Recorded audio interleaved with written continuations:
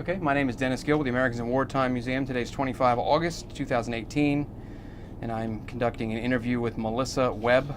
We are in Manassas at the Manassas History Weekend. Okay, ma'am, if you could tell me your name and where were you born? And there's artillery going off, but that's okay. Okay, one more. My name is Melyssa Webb, and I was born in Alexandria, Virginia. Okay. And you're not in the military, but you do have a story about what war or conflict or event? 9/11. 9/11, okay. You have any members of your family who are military at all? I do. I have several family members who are military. Okay. So I have cousins who are military and my youngest brother. Okay. Two younger brothers who are out of the military now.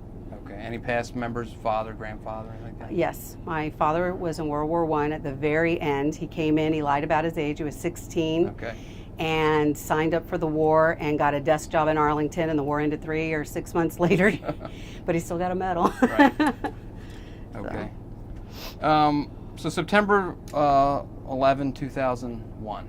Tell me about that day. First of all, who were you employed by? I was employed by the U.S. Marshals, which is a part of the Department of Justice. Okay. And I worked in Arlington. And that day was actually a very gorgeous day. And I was down in Arlington attending a training seminar. We were in the middle of our training, and there was a break room that had a television set going with the news, and we were interrupted to go take a look at what was going on. And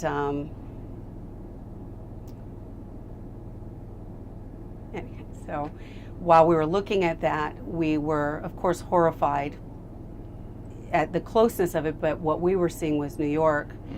And then we were hearing about, wait a minute, there's been another crash in Arlington at the Pentagon. Okay. And I was blocks away. Okay. And well, let me stop you real quick. So you're watching this going on TV, correct? yes. You see the first plane hit the tower? The second one The is second when one. we were, we came as things were coming, they were talking about it. You knew about the first plane?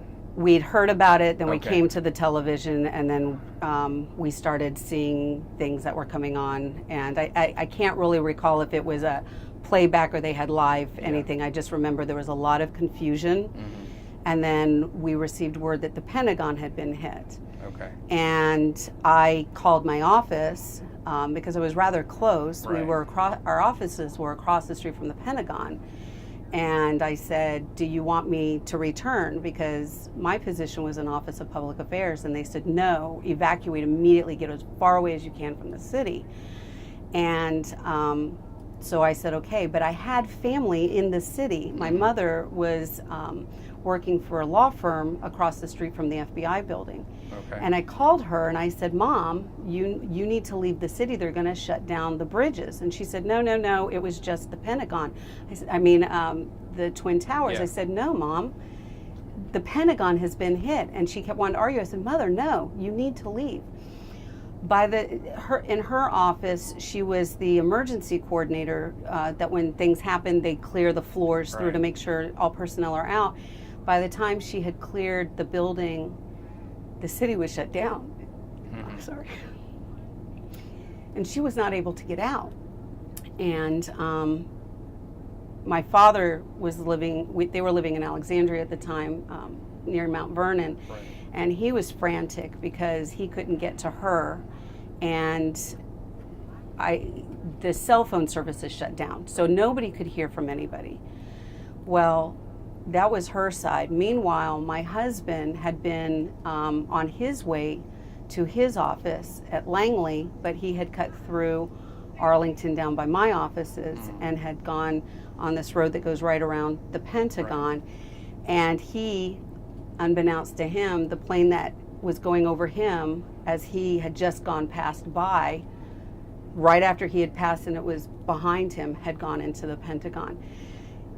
He got into Langley and they locked him in. Nobody could leave Langley. Again, all phone communication was shut down. Right. So now I don't know where my mother is. I don't know where my husband is. But my concern was now I need to leave. And so from the direction of the director of U.S. Marshals, we were told to leave and they would be in touch with us just to go home. So I started to head home. I lived in Springfield at the time, and I had 2 small children I wanted to go gather. And as I was driving down 95 South, I was the only car. I was the only vehicle. And if you live in the Washington, D.C. area, that doesn't happen. And I'm like, it was very eerie. And convoys were coming towards me. There were helicopters heading, in our direction, and clearly military. And it was just surreal at the time. But to back up a little before that, I left the place where I was having the training, and coming through the neighborhoods to get to 95 South. People were out in the street. They were crying. They were confused. It was very odd to be seeing this in the United States. We see these kind of things from footage of war areas, elsewhere, but in our own country. And I remember thinking, I wanted to pull over and hug them and tell them it's okay. You're going to be okay. But I didn't know that. I just knew that I needed to get my own children, which I did. I got to my daughter's preschool and my son's elementary school, and they were in lockdown, but they allowed me to take them. And I took them to our townhouse community, which again was very quiet, and the sun is shining. And I thought, we need a little bit of normalcy. So I sat outside with them and let them play. And again, my thoughts are going to, wow, how many times have I watched on the news where they show children playing in the street and there's a war miles down the road? And here I am, my children are outside playing, and 20 miles down the street or 15 miles down the street, and that's what I'm thinking, there's a war. Meanwhile, I had a nephew in New York who was working a few blocks away from the World Trade Center, and they were in their building, and I can't really speak for what he went through, just what I had heard, but that emergency responders came through and said, we can't really do anything for you all, take wet paper towels or anything wet, put them on your face, and they directed them to go underground and through the subway system, which I don't know why, but then we didn't hear from him for a few days. So here I don't know where my nephew is. There's no telecommunication. But this was also back in the day of answering machines, if you recall those. Yep. Before the lines had gone down, my answering machine was filled with family and friends throughout the world just crying on the machine, wanting to know if we were okay. And we were okay. But the aftermath of that is, we had to go back to work. And one of the jobs that I was given in my position with public affairs was to go through the photographs that had been taken at Ground Zero and to sort out what would be appropriate for the public to see. And that was a very difficult, it was very difficult to do. And I did go to Ground Zero shortly after the incident, and of course, I'm working in Arlington, and I didn't know what that smell was. And I had asked my husband, I said, what is, it's a smell I'd never smelled before.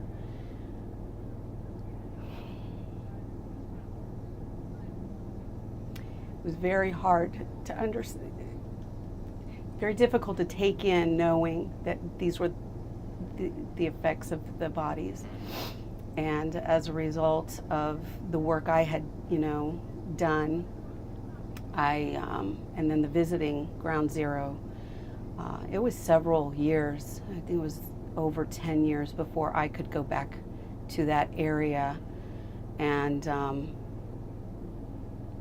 visit it, because the olfactory senses, memory would come back, and it was too much. We would drive in that district, and my family would want to go see, and I would say, well, I'll wait for you. I can't do it. Yeah. And since then, I have been back, and I'm okay. But of course, my experiences are nothing like those who've lost their families, who lived through that tragedy, were actually there on the ground. My experience is just as a citizen who happened to be in the vicinity of the events and witnessing the reactions of the other citizens. And I'm sad to say, I think today we've forgotten the fear and the unsettling that we had, because to see the people literally coming out of their stores and their houses, and they were just standing around crying and confused, not knowing, they were in shock. And I think we all were in shock. Right. It was a very difficult thing to see. Some people have called that day the equivalent of Pearl Harbor, what they would have gone through in the 1940s. It's probably worse than that, because there's pictures in real time. Did you have a sense of the magnitude of the event that day? What this would end up being? I think yes, I do, because we haven't had a war on this ground, on the mainland, for a very long time, and not of this magnitude. Right. And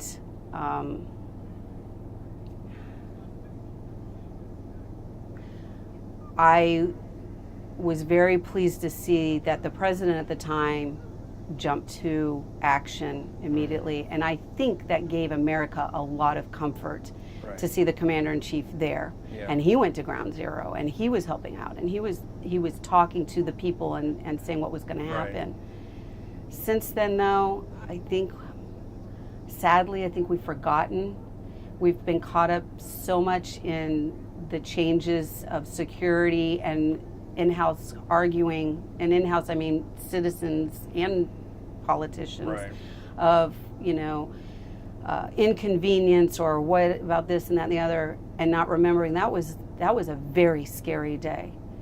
And my children right now are 23 and 20 years old.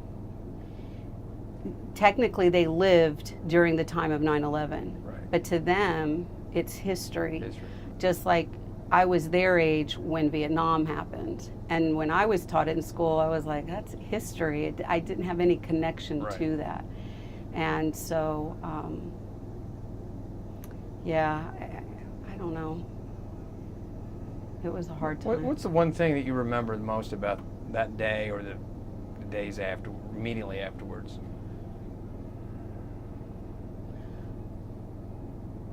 Everywhere I went, the American flag was out. Everywhere. And we had taken a little family road trip the following weekend up to Pennsylvania, and I actually took home video driving through Pennsylvania, and everywhere was an American flag. Everywhere. And now we're disrespecting our flag. Right. And what a difference almost 20 years has made. And it saddens me. We were so proud. We stood together, and that's what I liked. I saw so much unity and so much support of our military and our government and each other. Life was so fragile at that moment. It was a wake-up call, and I'm afraid that moment's passed. And I'd hate to see something happen again to bring that reality back to us. What do you think you've had, like you mentioned, it's almost been 20 years, you've had a time to reflect. How's that changed America?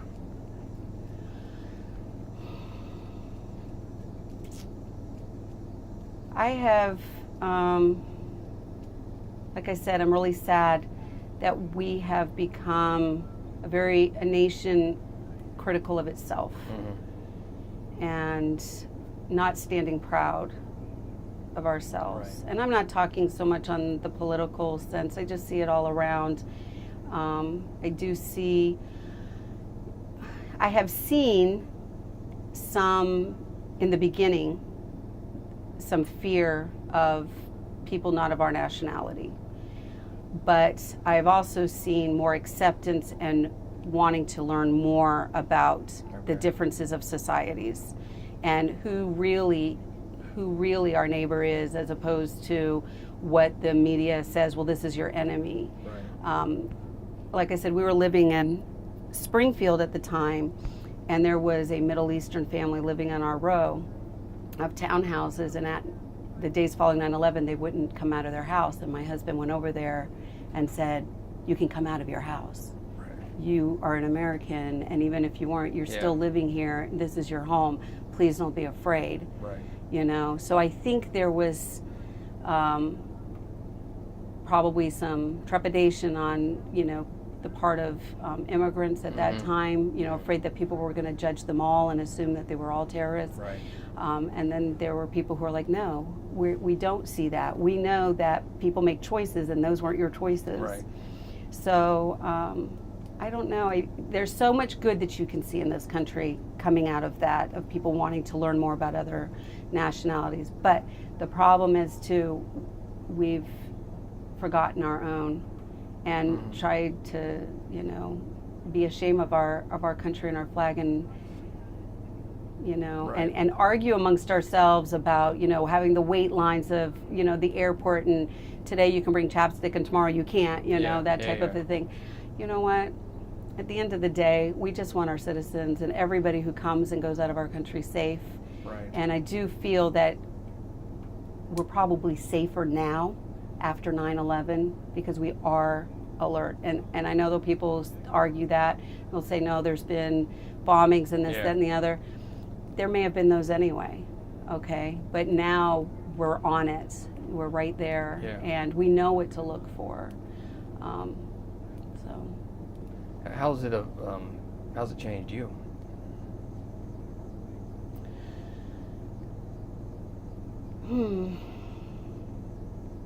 It has made I didn't think that it did, but thinking of all the different aspects of it, you know. Right.